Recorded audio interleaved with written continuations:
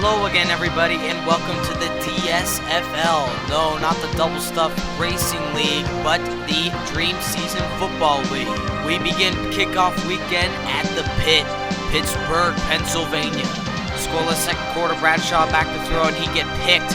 Joe Bowden stopping that Steelers drive, and then McNair back to throw, and he would throw to the wrong team. Johnson inside the 10-yard line. And it would be a Franco Harris 2-yard touchdown to make it 7-0.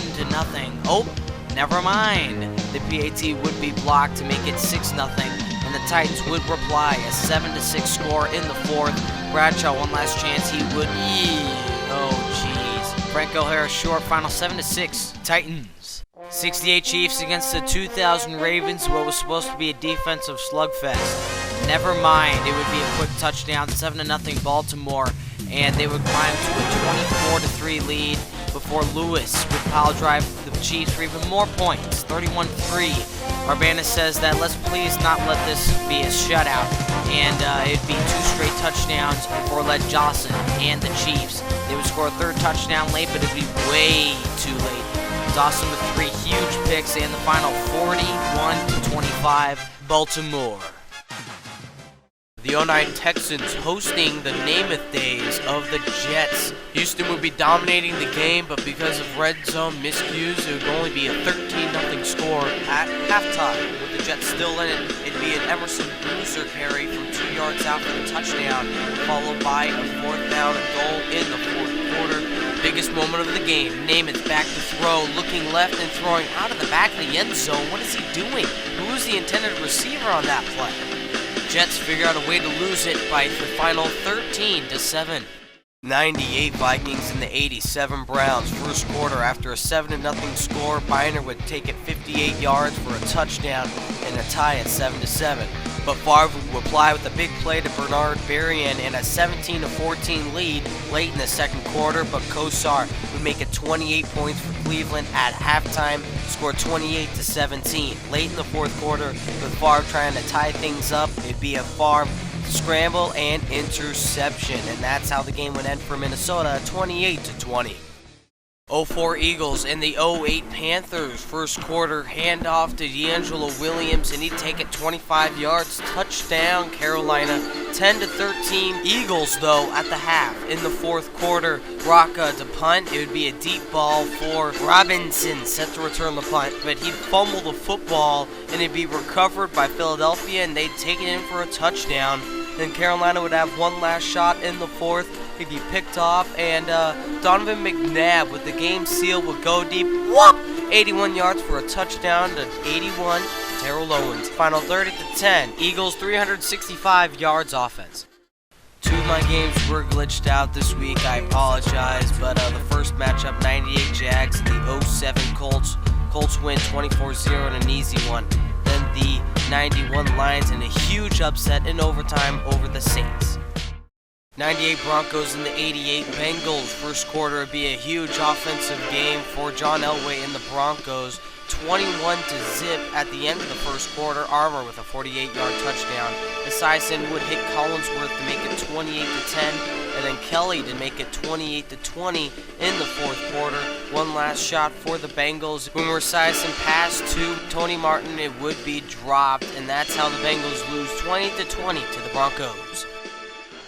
Now it is time for the Dream Season Game of the Week. Early on, the Cowboys fans not really welcome in Tampa Bay. The number 88 jersey is Michael Irvin, and he would have a big day today against the Buccaneers. Opening kickoff, special teams a huge part of this game. It'd be the backup running back Tommy Agee, who would take it 102 yards for a Dallas touchdown, 7-0 early. Tampa Bay had 2 shots for touchdowns in the red zone in the first quarter, but it would be 2 field goal attempts and 2 misses by Martin Gramatica, a huge missed opportunity for the Bucs.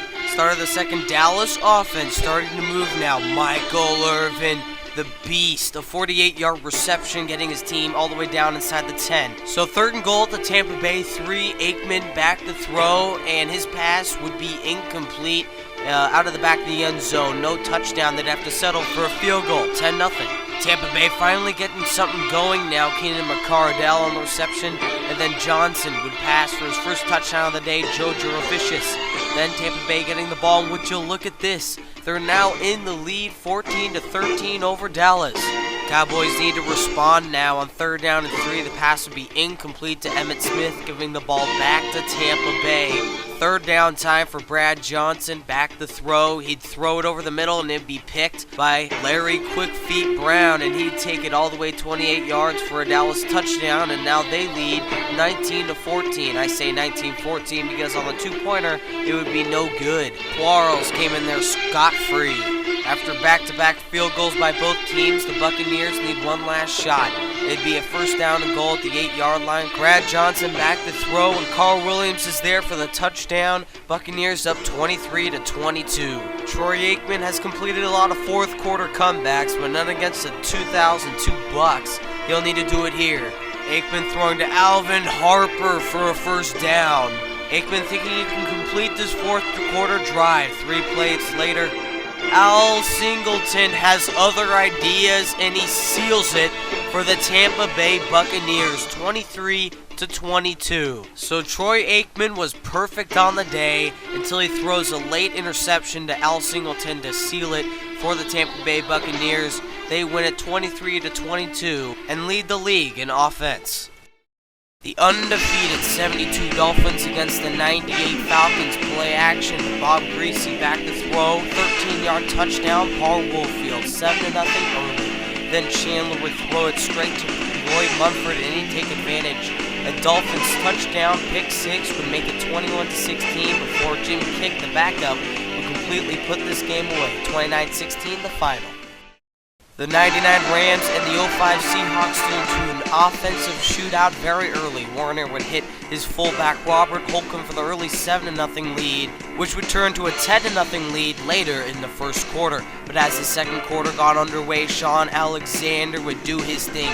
His first touchdown of the year is a 65-yard gallop to make it 10-7 Seahawks, but this would be before Marshall Faulk would make it 14-17 at halftime. In the 4th quarter, the Seahawks down by 6. They had one last shot to get it into the end zone with under 2 minutes to play. A big play by John Carlson. Then on 4th down and 9 with the game on the line, the Seahawks would fail to convert, losing 20-14. 91 Redskins and the 86 Giants. Early touchdown by Joe Theismann. Then Warren would make it 21-0 after the 3rd touchdown by Theismann. Phil Simms would have his only touchdown of the game to Mark Bavaro, 21-7, and Late Simms would throw an interception to end the game. And you know Darrell Green, the speedster, would take it all the way to the end zone. Final 31-7 in a Giants collapse. In a surprising defensive slugfest, the 89 Niners and the 08 Cardinals would be 3-0 at halftime. But after a Warner pick at the 1-yard line by Bernard Pollard, which would be returned all the way to the 29-yard line, Roger Craig would take advantage. The Montana pass would be a 15-yard touchdown pass to get the Niners on the board 7-3 in the 3rd quarter. Kurt Warner, with under 2 minutes to go, would have to engineer a 4th quarter drive, and he would convert 2 3rd downs and 1 4th down on this huge 4th quarter drive. Early Doucette with a big connection. And on 2nd and goal with 9 seconds to play, Warner back to throw would hit Steve Preston for the 9-yard touchdown to win the game for the Cardinals 10-7. 85 Bears and the 96 Packers in the 4th quarter with Brett Favre needing a game-winning touchdown. It would be a 2nd fumble of the game, which would lead to this. Jim McMahon to Jim Mortego. Touchdown connection, final 12-6. 91 Bills and the 07 Patriots. Tom Brady looking like a piece of throwing 5 interceptions and 2 pick sixes. The final 31-13 Bills. 81 Chargers and the 76 Raiders in an epic Monday night showdown. Chuck Muncie with a huge touchdown to make it 14-7 late in the 2nd quarter.